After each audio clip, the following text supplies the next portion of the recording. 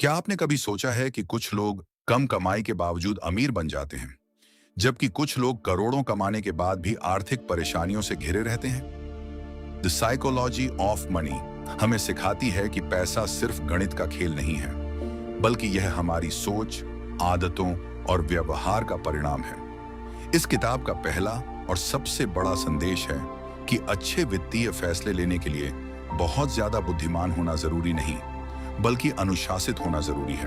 अक्सर लोग भावनाओं में आकर गलत निवेश कर देते हैं या बिना सोचे समझे खर्च करते हैं। जो व्यक्ति अपने लालच और डर पर नियंत्रण रखता है, वही लंबे समय में आर्थिक रूप से सफल होता है। दूसरा महत्वपूर्ण सबक है कंपाउंडिंग की ताकत। छोटी छोटी बचत और नियमित निवेश समय के साथ बहुत बड़ी संपत्ति बन सकते हैं। सफलता रातों रात नहीं मिलती, बल्कि धैर्य और निरंतरता से बनती है।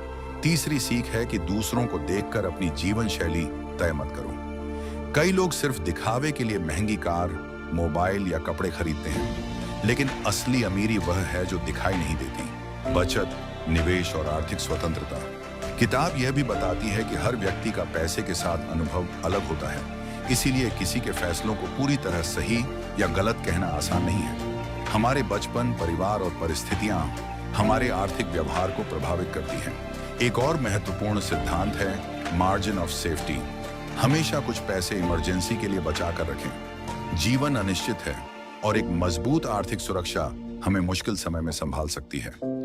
लेखक यह भी कहते हैं कि धन का सबसे बड़ा लाभ चीजें खरीदना नहीं, बल्कि स्वतंत्रता खरीदना है। जब आपके पास पर्याप्त पैसा होता है, तो आप अपने समय, करियर और जीवन के फैसले खुद ले सकते हैं। यही असली अमीरी है।